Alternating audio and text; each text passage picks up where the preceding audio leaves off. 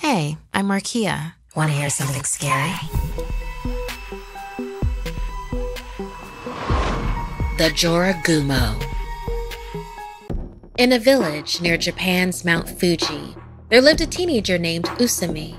She lived under the watchful care of her Aunt Fumio, who doted on her endlessly.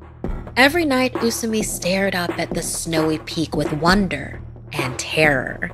It was there that her parents had been lost in a terrible avalanche when she was just a baby.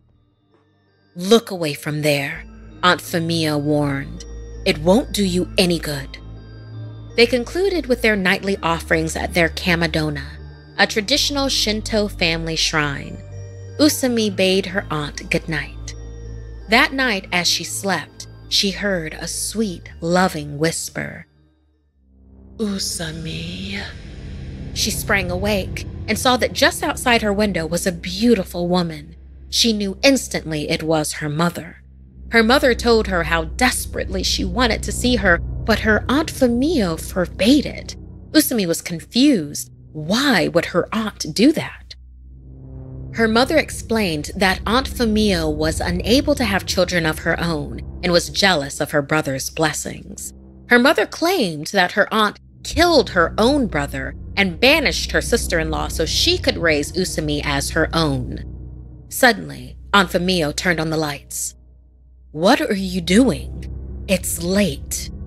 Usumi turned to the window to see her mother was gone. The next day, Usumi couldn't think of anything else. Her mind was clouded with questions, as well as rage at her aunt for lying. At breakfast, she coyly asked Aunt Fumio to relay the story of her parents' passing. Her aunt told the same story she always did, that of a tragic avalanche and a child saved. But Aunt Fumio's tone betrayed a distinct annoyance. She told Usumi she was tired of talking about it. Her aunt then left for work, but not before placing another offering at their shrine. That night, as her aunt slept, Usumi patiently waited at the window. Sure enough, her mother reappeared. Usumi begged her to come inside. Her mother said she would, but only if Usumi destroyed the family shrine. Usumi didn't understand. Their kamadona was sacred. It contained amulets and keepsakes that protected the house. "Poor girl. Aunt Fumio tricked you again. She desecrates our kamadona with curses that trap you here and keep me from entering," her mother explained. Usumi was furious. Filled with a desire for righteous vengeance, she marched up to their shrine and angrily shoved it over. It splintered and shattered, sending shards of wood and porcelain flying everywhere. Aunt Fumio ran into the room and exclaimed, "My dear Usumi, what have you done?" Just then, all the windows shattered and every door flung open as a shadow appeared over them.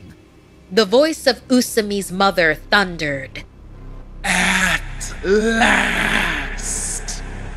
The shadow transformed until towering over niece and aunt was a hideous creature with a human head and a spider's body. Aunt Fumio cried out, "Your mother is the Jorogumo, an ancient goblin. She mated with your father and killed him. All I ever wanted was to shield you from such danger and tragedy." Usumi stood between her mother and her aunt. Her mother beckoned and promised that now they could be together. Aunt Fumio told her that the Jorogumo has no love for anyone. She would consume her daughter piece by piece, just like her father before her. Then her aunt stopped talking, and when Usumi looked at the woman, she found that she had been impaled by one of her own mother's legs. Her mother spun her dying aunt into a webbed cocoon and then instructed her daughter to come home with her, to her real home on the mountain. At that moment, Usumi was overwhelmed, lied to, traumatized. She had no one anymore, no one except her mother. The Jorogumo crawled out of the cottage, carrying her webbed-up meal, and was followed by Usumi.